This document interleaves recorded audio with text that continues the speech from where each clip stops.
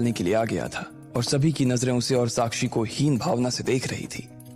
तभी लकी ने कहा कि यहाँ पर फ्री में नहीं खाने आया था, उसने यहाँ आने के लिए एक टेबल बुक की थी। ये सुनते ही डिंपल और राहुल समेत बाकी लोग चौंक गए थे। यहाँ तक कि साक्षी को भी ऐसा ही लग रहा था कि लकी उसके साथ मजाक कर रहा था। क्या कहा तुमने? यहाँ तुमने टेबल बुक की है? डिंपल ने चौंकते हुए कहा। उसे ऐसा लग रहा था जैसे उससे किसी ने कहा हो कि नदी रेगिस्तान में बहती है।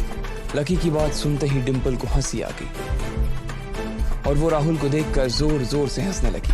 उसे ऐसा लग रहा था कि अगर लकी जैसा आदमी सडन मून में टेबल बुक कर सकता है तो या तो ये होटल बहुत सस्ता है या फिर ब्रेकअप की वजह से लकी पागल हो गया है। जैसे ही डिंपल ने लकी के चेहरे की ओर देखा तो पाया कि उसके चेहरे पर एक तरह की शर्म छा गई थी।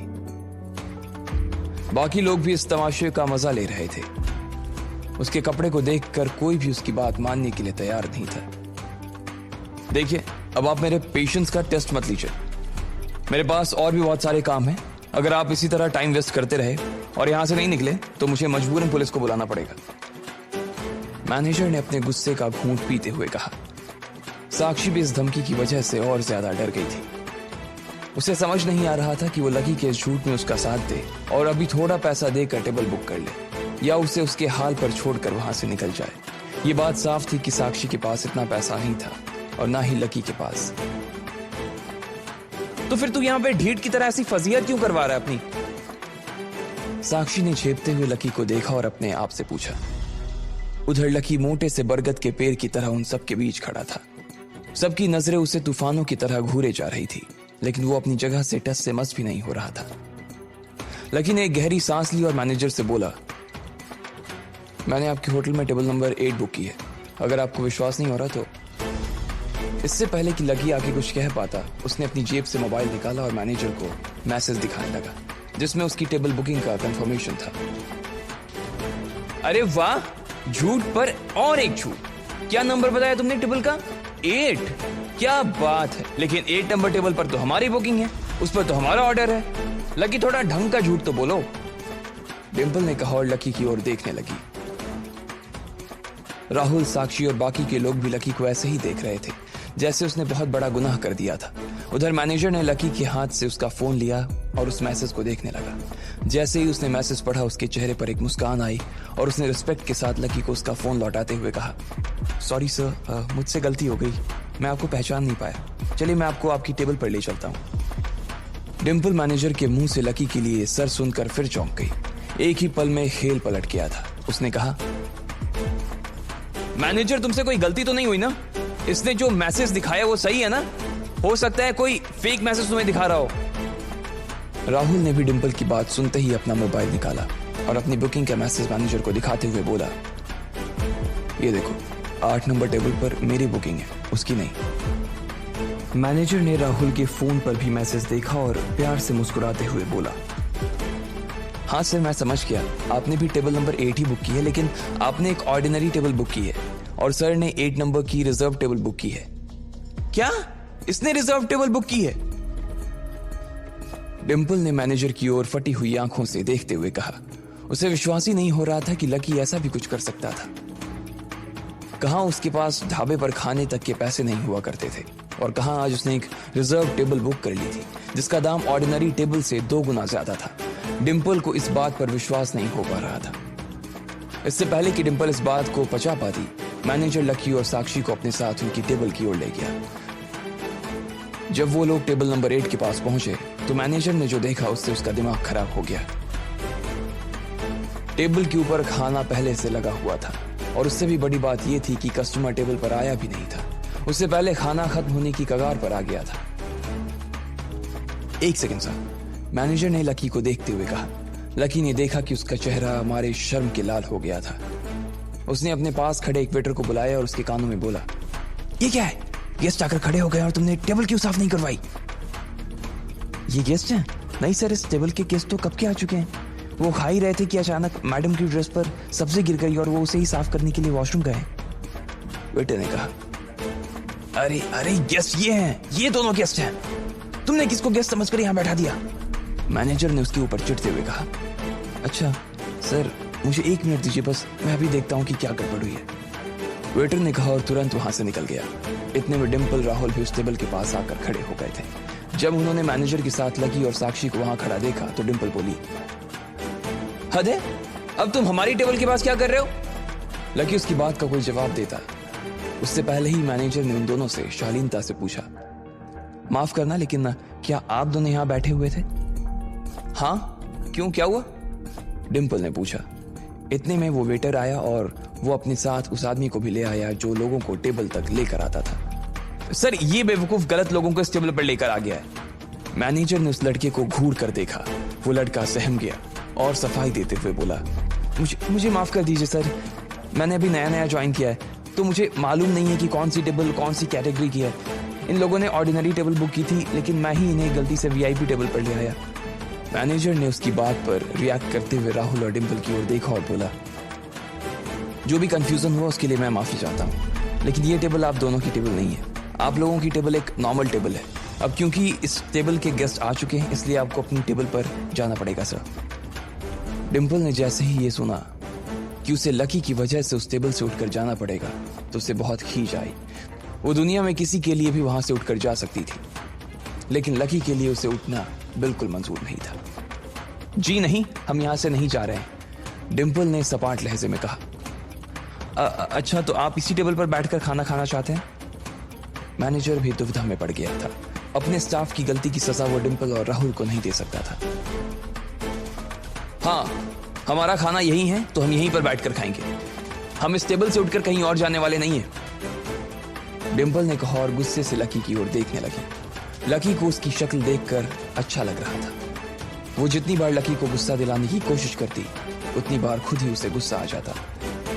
मैनेजर ने उन दोनों के बीच की तनातनी को देखते हुए गहरी सांस ली और बोला, ठीक है तो फिर, लेकिन मैं आपको पहले ही बता देता हूं कि वीआईपी टेबल का रेट ऑर्डिनरी टेबल के रेट से ज्यादा है। होने दो, हम यहां खा सकते हैं तो हम क्यों ना खाएं?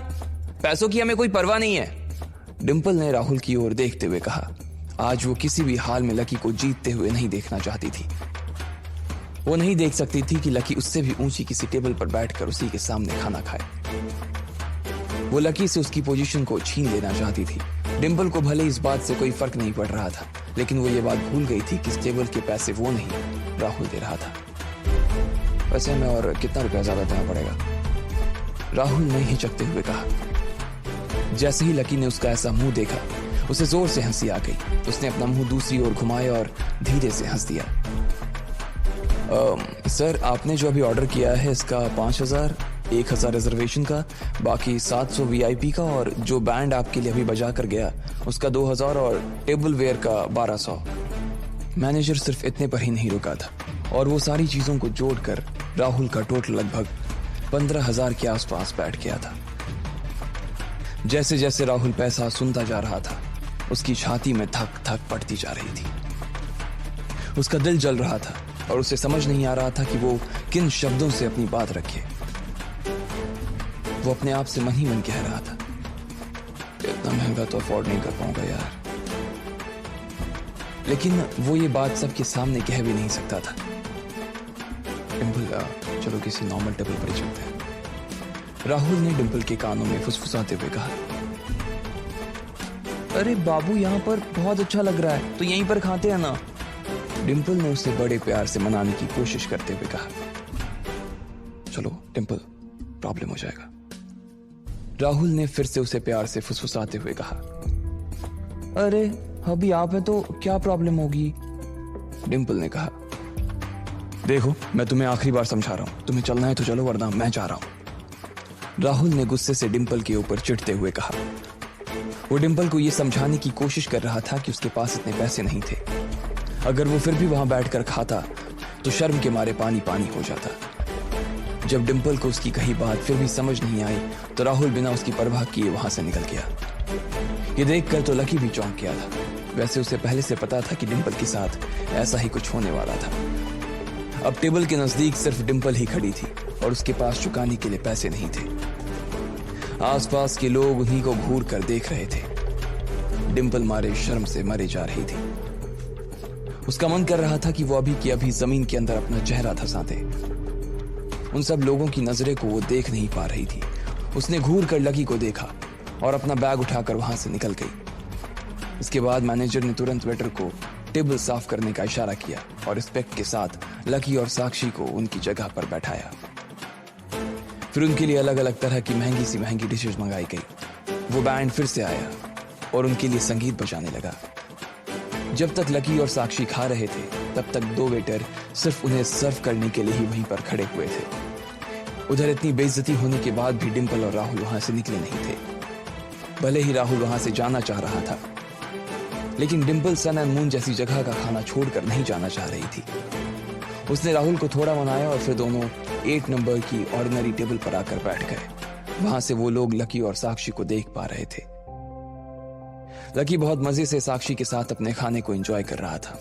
उन दोनों को इतनी मजे से उस टेबल पर बैठा देख डिंपल का मुंह सूज गया था। उसे समझ नहीं आ रहा था कि आखिर लकी जैसा आदमी इतनी महंगी जगह पर बैठकर खाना कैसे खा सकता है। लकी को वहां बैठा देखकर तो डिंपल के गले में खाना भी नहीं उतर रहा था। इधर साक्षी का भी वही हाल था जो डिंपल का था। उसके मन में भी लकी के लिए कई सारे सवाल थे जिन्हें वो पूछना चाह रही थी, लेकिन उसे हिचक हो रही थी। उसे इस बात पर विश्वास नहीं हो रहा था कि आखिर लकी जैसा आदमी उसके साथ बैठकर इतनी महंगी टेबल पर कैसे खा सकता था। साक्षी को लग रहा था कि कहीं लकी अपने साफ दिल के होने की वजह से और अपने भोलेपन की वजह से जबरदस्ती तो ये जहर नहीं पी रहा था। उसे लग रहा था कि लकी कहीं जोश जोश में अपना ही नुकसान न करवा रहा हो। जब उसने लकी की शक्ल की ओर देखा तो पाया कि वो आराम से खाना खा रहा था। जैसे ही लकी ने साक्षी को देखा तो बोला, क्या हुआ, तुम खा क्यों नहीं रही हो? लकी, पहले तो तुम ये बताओ कि तुम्हें यहाँ पर ये टेबल कैसे मिली? साक्षी ने आखिर अपने मन की बात पूछ ही ली थी। क्या मतलब कैसे मिली? मैंने टेबल बुक की है, अभी तो मैसेज दिखाया था मैनेजर को। लकी ने मुस्कुराते हुए कहा, हाँ वो तो मालूम है, लेकिन तुमने इतनी महंगी टेबल कैसे बुक कर ली? अभी तुमने सुना नहीं, वो मैनेजर राहुल को इस टेबल के पैसे जोड़कर बता रहा था। लकी, तुम सच बताओ, तुमने ये टेबल कैसे बुक की है? साक्षी ने अपनी जिद पर अड़ते हुए कहा, अरे चिल बाबा, तुम खाना खाओ ना, मैं देख लूंगा। मैंने कहा है ना कि मैं तुम्हें एम्बैरस नहीं होने दूंगा, लकी ने कहा। साक्षी अपनी बातों से हिलने को राजी ही नहीं थी। उसने अपने हाथ से चम्मच को नीचे रखा और लकी की ओर देखते हुए बोली, देखो लकी, अगर तुमने मुझे नहीं बताया ना तो मैं यहां से उठकर चली जाऊंगी। साक्षी के चेहरे पर उसकी चिढ़ साफ नजर आ रही थी। लकी समझ गया था कि अब वो साक्षी को सच नहीं बताता तो वो सच में उठकर चली जाती। लेकिन लकी को डर भी लग रहा था कि अगर उसने साक्षी को अपना सच बता दिया तो हो सकता है उसके और साक्षी के बीच एक बहुत बड़ी दूरी आ जाए। अब ऐसे में लकी क्या करने वाला था? क्या वो साक्षी को सच बताता या फिर कोई दूसरा झूठ बोलकर बच निकलता? क्या होगा जब डिंपल कॉलेज में सबको ये किस्सा बताएगी? आपको क्या लगता है, क्या होंगे इन सभी सवालों के जवाब? कमेंट बॉक्स में कमेंट करके जरूर बताएं और